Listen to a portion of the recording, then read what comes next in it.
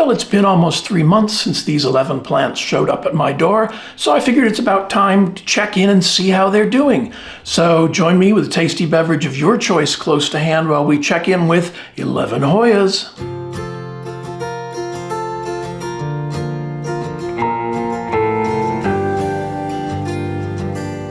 And before we get started, a special thank you to everybody who commented on last week's adventure. You guys make me laugh. You guys are so funny. Thank you very much. And I got some very good ideas about other plant hacks and tools to use. That's why you always talk to other plant people, because they do things that never occurred to you. So with that thank you out of the way, let's get on to the first of these plants. And the first one up today is this Hoya carnosa compacta. So Hoya carnosa is native to South Central and Southeast China, Hainan Island, Japan, Laos, Nansei Shoto, and Taiwan. But that has nothing to do with this plant. This plant is a mutant of Hoya carnosa that was officially approved in 1980, and it was developed by, and I'm going to read from my notes, it was developed by irradiation of rooted cuttings with X-rays or gamma rays. And the main improved feature of this variety is the curling leaves. So this never ever occurs in nature. I wasn't sure that I liked Hoya carnosa compacta. It has a reputation for mealybugs, but that's because, not that it gets them more frequently, but they're much more difficult to discover on this plant because all the nooks and crannies, and unlike English muffins, they don't hold melted butter, they can sometimes hide pests. But I had heard that this plant was very difficult to grow, very slow growing, and I thought, well, that seems like a bit of a challenge. Let's see how it does under my tender care. So I ordered I don't know what that is. I ordered a potted plant, and it came with 3 cuttings in the pot. And so I cleaned them off and settled them into pond and self-watering. And so far, in 3 months, we have some nice little growth there. There's another little bit of growth down in here, which I don't know if I can find really well for you with this setup. But each one of the 3 branches has a little bit of growth. This one I'm really pleased with. I mean, that's a good inch and a half. So we'll see. This is an outer variegated variety. And I don't know, I'm still not convinced I like it. This was first published in 1991 in Hoyan by Christine M. Burton. And so she was just reporting on the plant that had been developed with the use of radiation. And that's been done with a couple other species to create something new. I don't know that I have any feelings on that one way or the other. I know this is a very popular plant, particularly with new Hoya people, because it's so strange and so interesting. But I'm going to continue to grow it out and see what happens. I'm encouraged by this little bit right now, so we'll see. This plant came from Wishlist Foliage Plant on Etsy, and this is Hoya carnosa compacta, outer variegated.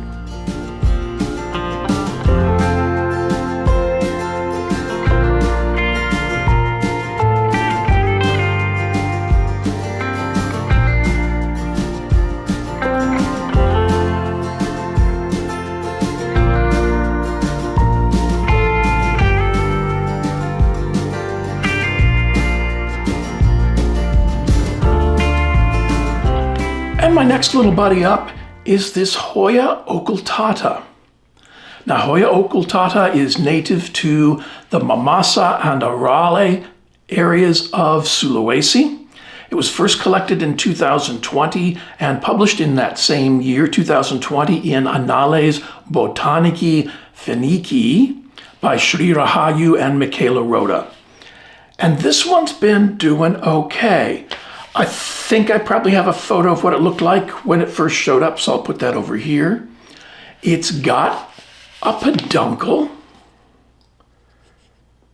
that, with luck, will bloom. It put out another peduncle, but it blasted not just the buds, but the peduncle and everything. That may have been a watering issue. Again, operator error. But I'm keeping an eye on it. It's developed a nice little root system in there.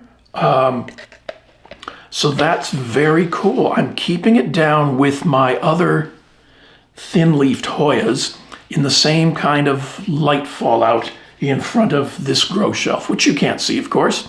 But it's lush and wonderful. It would be great if you could see it. Actually, it is doing pretty well, so I'm not gonna joke about that. But this one's cool. I think it's put out maybe at least 2 sets of leaves. Like I said, it's tried with one peduncle, it's trying with another. The leaves are, again, nothing.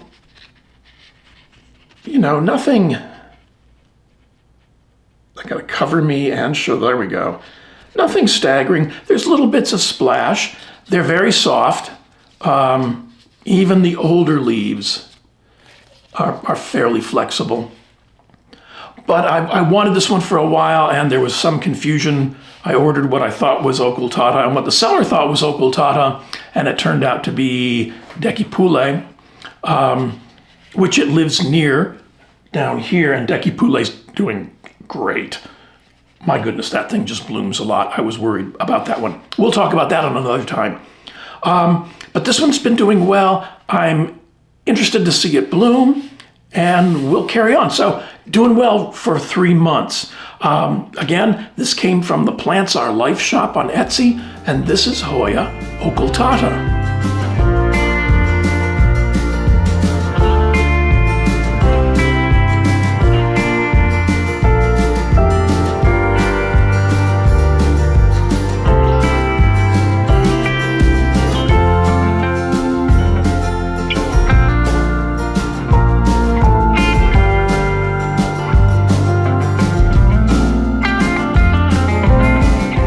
My next one up, I'm very excited about. This is Hoya species ALB017, and this was sent to me as a thank you from Anne at Plants Are Life shop, and it is something that she created in her own grow space. It's a cross between Hoya Genevieve and an unknown father. And I was really thrilled. She told me that I get to name it. So in her honor, I named it Anne's Treat. And that's all we know about it so far. The leaves are kind of nice. I mean, they're interesting. But what's really pleased me is that there is new growth there and new growth down there. There were 2 plants in the pot, in the containers she sent, and so far they've been doing very well. I'll put a photo or images over here or something of what it looked like when it showed up. It showed up as 2 very lush cuttings, which is very cool, and it's continued to keep that going. So yeah, no blooms yet, nothing else. It's just a nice little plant. Let's see how it's, and it's found, roots have found the reservoir. So that's very neat. Yeah, since neither one of us knew what it was gonna look like or produce, this is kind of fun to have on the shelves. This is Hoya species. Again, this plant came from the Plants Are Life shop, but as far as I know, she doesn't have any more. I'm the only one that has them. And if I'm gloating about that, or if I seem to be gloating about that, I am just a little bit. Anyway, This came from the Plants Our Life shop, and this is Hoya species ALB017 Anne's Treat.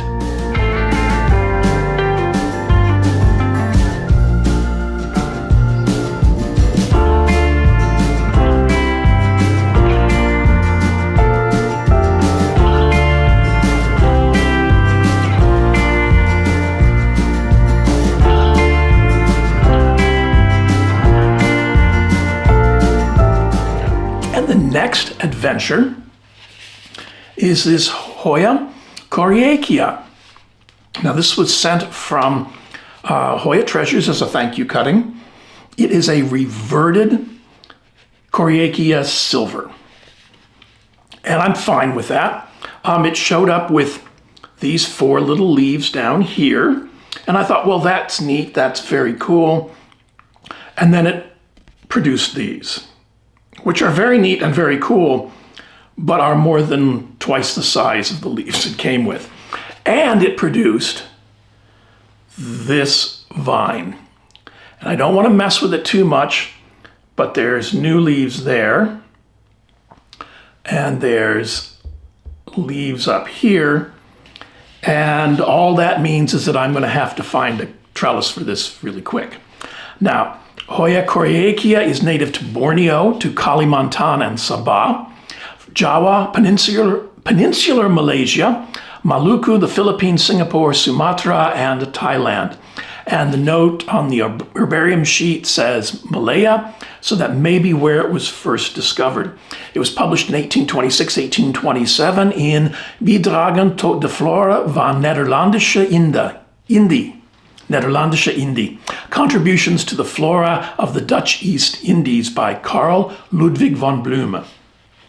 And the name comes from the adjective coriaceous, meaning resembling leather, and that's the leaves. And I'm just, they're kind of, they're plain, but they're nice. So, I'm fine with that. Yeah, I'm going to have to do some trellising on this beast very soon.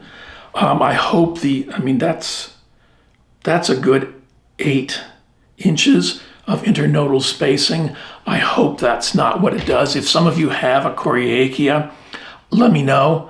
I was hoping for, little, 3-4 inch spacing, but this is going to be, anyway, I'm going to go with it. It's very pretty. The blooms are supposed to be nice. And I'm grateful to have it in my collection. This is Hoya coriacea.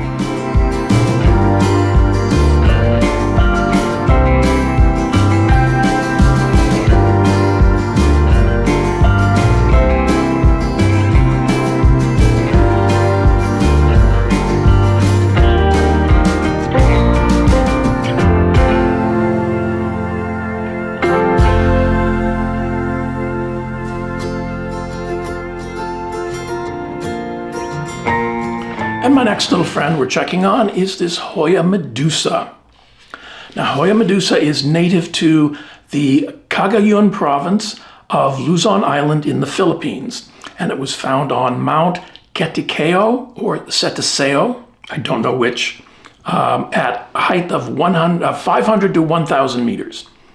So it's a little bit of a cooler growing Hoya.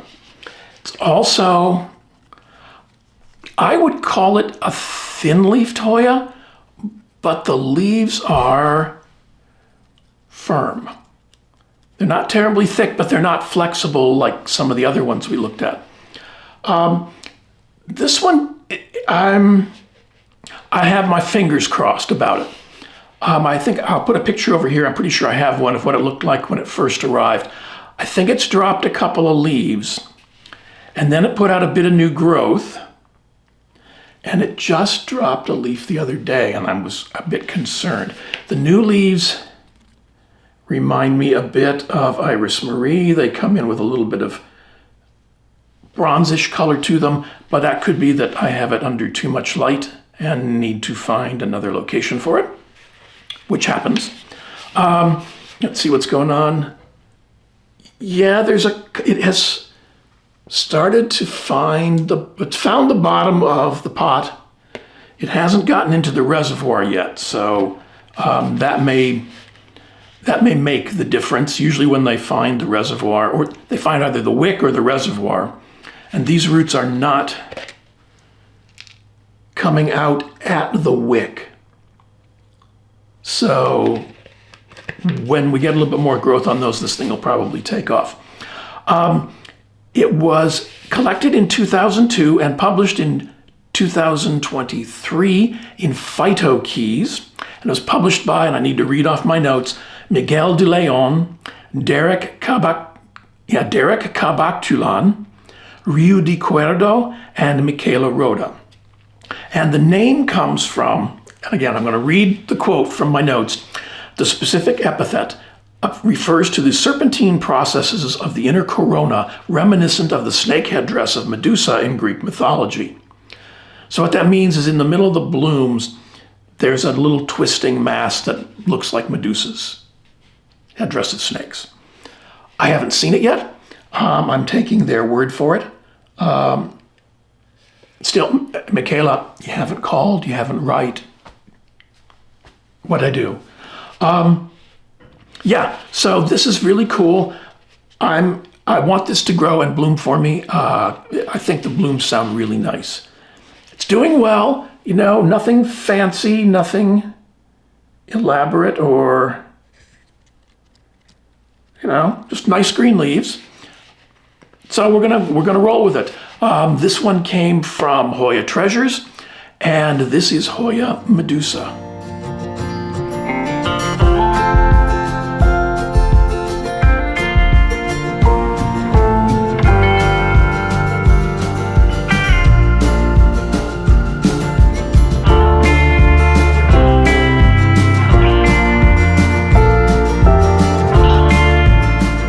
Next up, we're going to look at a mess of cuttings I got from Plants Wake You Up. And the first one up is this Hoya incrassata Moon Shadow. Now, if you remember when we talked about the Carnosa compacta, it was created by exposing it to radiation. And that's been done, I don't know if it's been done with this plant. I can't speak for that. I haven't found that out yet. But I know it was done with some other incrassata, and that's what this is, Hoya incrassata Moon Shadow, to achieve the variegation. I don't know about this one. Just something to know about. Anyway, this one has plumped up nicely. Hoya incrassata, by the way, is native to the Philippines. It was first published in 1904 and 1905 in Fragmenta Florae Philippinae by Otto Warburg. And this one has, in the intervening months, developed some rather nice roots.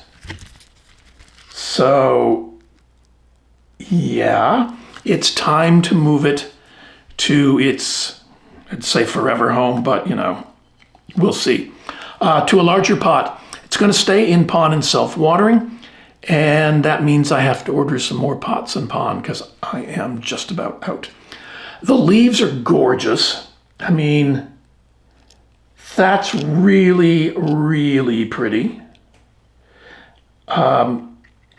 It's rigid, it's very firm, it's kind of thickish. So yeah, I ordered this because I had my experience with my other incrassata, who is living up there, was that he pouted readily. This one has not pouted since its arrival. It was a little dry when it got here, but it has since plumped up and I think looks pretty cool. So yeah, we're excited about this one, and looking forward to getting it into a larger pot because I have a feeling the growth is just going to take off at that point. Yeah, this looks very cool. This is Hoya incrassata Moon Shadow.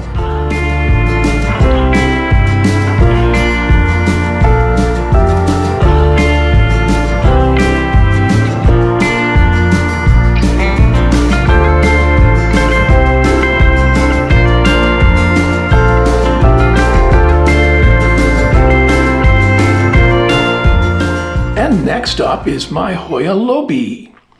Now, Hoya lobbii is native to Assam, Cambodia, and Thailand. It was first published in 1883 in the Flora of British India by our friend Joseph Dalton Hooker. And the sheet note says reg Himal. So it was, my guess is it was found closer to the Himalayas. I'm guessing reg Himal means Himalayan region. So it might be a cooler growing Hoya. This one showed up, I think, with all the leaves it currently has.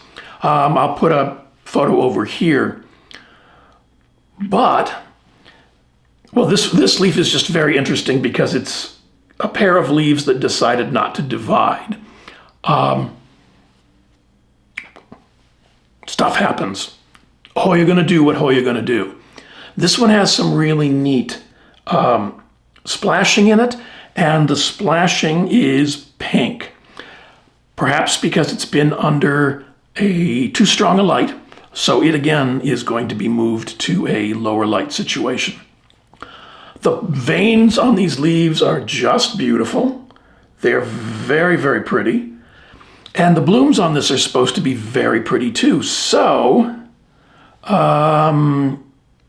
that may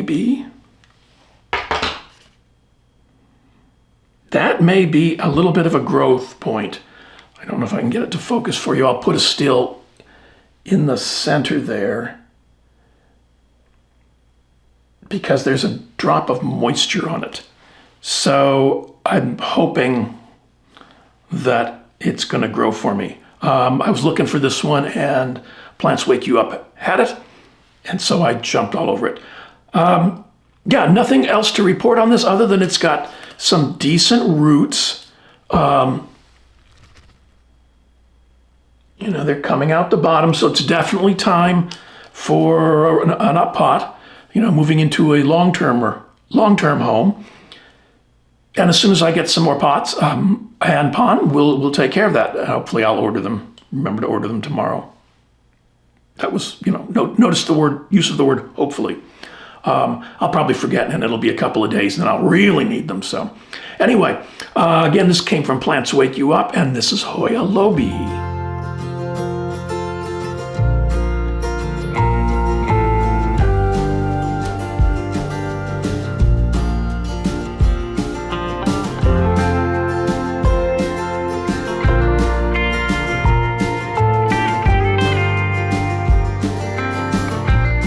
And next up is something of a cautionary tale, just to let everyone know that things don't always go really well for me. This is my hoyapiestolepis. And again, if you notice the gentle ombre effect on the leaves, they go from deadish green to deadish brown. Yeah, it doesn't matter where it's from, it's not alive. I really wanted this plant. This was part of the reason I placed that initial order. But it happens sometimes. They typically ship in, I just vacuumed the floor too. They typically ship cuttings in sphagne, and that usually comes off very easily with very little root damage, but it just didn't like that. Maybe I'd moved it too soon. I don't know. Anyway, I'm on the hunt for a new hoyapiestolepis, and when I find one, I will let you know about it.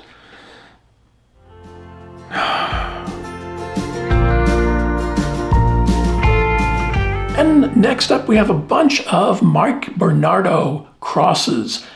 So these are hybrids. And the first one is Hoya species hot lips. Now, Hoya species hot lips, and there aren't any maps for these because they don't occur anywhere in nature. And Mike worked out of Idaho as far as I can figure out. So, you know, if you need to know where Idaho is, I might put a map in if I get adventurous. Anyway, this is a cross. This is a cross between Hoya MB0001, which is again a Mike Bernardo cross, and that cross was verticillata and rigida. So it's MB001 crossed with Hoya excavata. And if I remember correctly, and I should have a picture for over here, this showed up with these two leaves, but this leaf has done some growing, and it's rather pretty. I don't know if you'll be able to see the margin on that. Again, I'll put some close-ups of the leaf. So this leaf looks much more interesting than the big leaf down here. There's no signs of new growth. Well, maybe. I'm optimistic about it. But there's some really healthy roots. They're coming out the bottom. So this one is ready to move into a longer-term residence soon. But, you know, pots and pond, what can you do? Yeah. So anyway, this has been really cool. This was a thank you from Plants Wake You Up. And yeah, I'm excited to see what it ends up doing. I did read later that the species Hot Lips, it was named after Margaret Houlihan in the series MASH and the movie MASH. So, yeah, this is Hoya, species Hot Lips.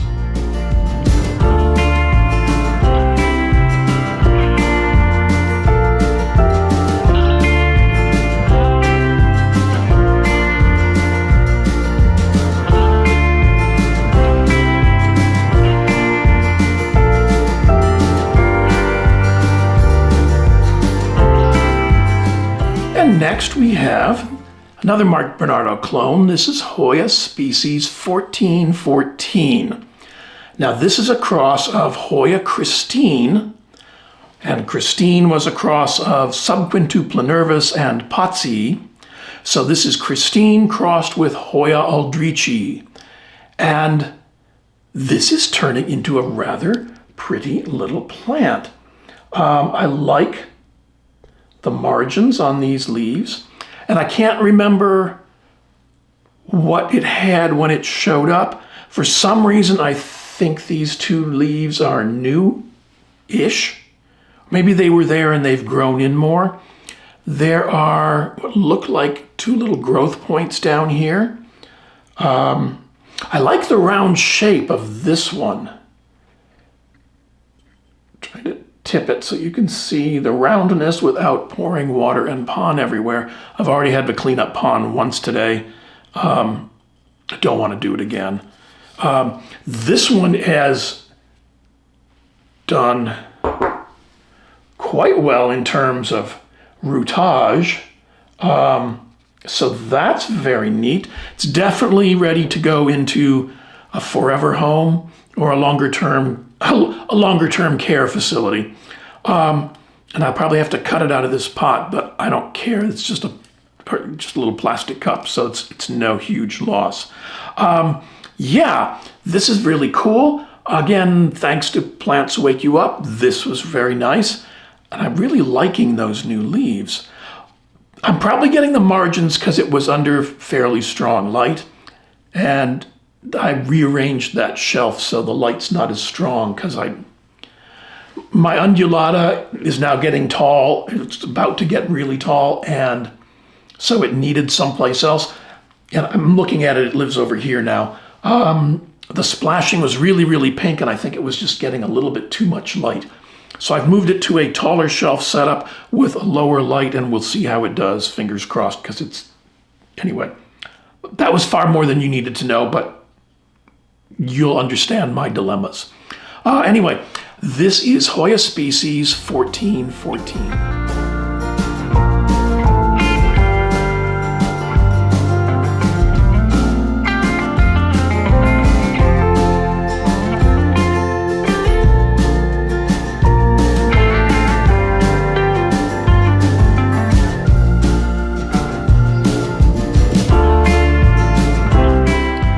Last one, the other last cutting from Plants Wake You Up, is this Hoya species 1497. Now this is a cross of Hoya erythrina with Hoya Genevieve. And again, Hoya Genevieve, which is also known as Hoya species MB1141, is a cross of Hoya verticillata and Hoya rigida. So this is a cross of Erythrina and Genevieve. It's got a nice enough little leaf, he said, banging into the microphone. You know, it's pretty. There's a little bit of splash on it. I think this is pretty much what it looked like when it showed up. And I'll put a picture over here and that will let us know whether or not that's true. Again, this one's...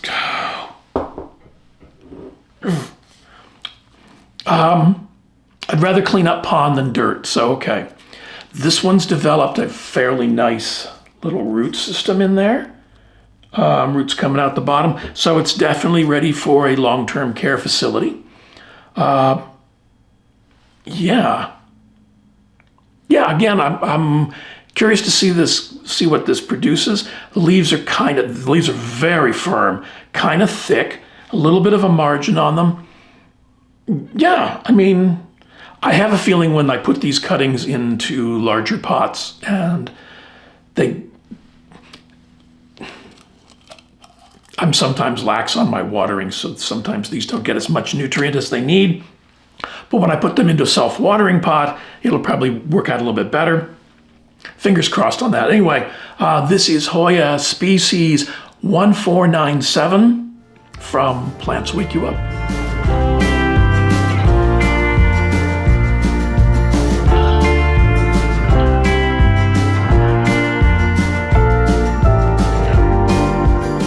And the question for the comments this week is sort of sensitive and perhaps a little personal. When I first started buying plants, I set a limit. I said I would never pay more than $10 for a plant. Why would I pay more than $10 for something I could kill in a day?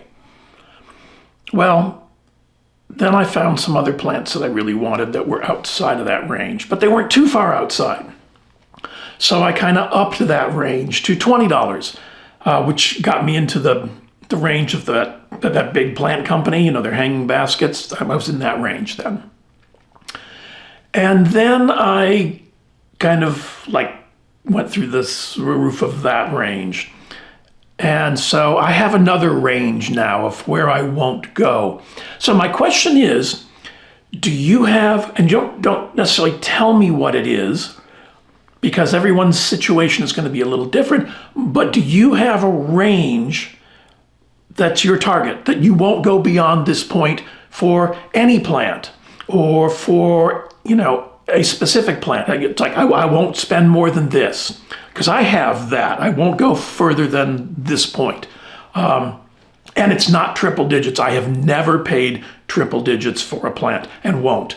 That's just crazy. You know, that's a lot of groceries. That's, you know, most of the electric bill. So yeah, I won't go there. Or are you fortunate and can just pretty much buy whatever you want? I've talked on some of the comments about how sometimes the hunt is worth the fun. So by setting the limit for myself, it makes me try and find a plant that's under that price range. So that's the challenge I sort of set for myself. So yeah. Do you have a range? Like if it's between here and here, you'll get it. Or do you just have a firm cap that nope, nothing over this point? And they're all valid points, and you shouldn't feel bad about what you will and you will not spend. As long as you're not spending recklessly and spending money you don't have, then however you handle your finances is your own business. But yeah, do you have a set for yourself? Because we all know plant prices can be just stupid crazy. So for me, I have to nope, I'm not going there. That's not going to happen. And the prices almost always come down. So I'm not willing to pay crazy for what's going to be lower in a bit. So add your comments to, in the, add what your thoughts are in the comments below. I always look forward to reading your comments. And I want to thank you for choosing to spend a little bit of time with me this week's end. Please remember to click that thumbs up, like button, the subscribe button, the notification bell. All those things help my channel grow, and it's how you can help my channel grow as well. A lot of the products you've seen me use or talk about are available through my Amazon storefront, and there's a link in the comments below. If you'd like to support the channel, there's also a link to my Buy Me a Coffee page, or you can click on this little 3 dots button over here, and then something says thanks, and you can send a contribution that way. That's through YouTube. I'm going to post more videos as I usually do over on this side of the screen, and enjoy the rest of your week's end.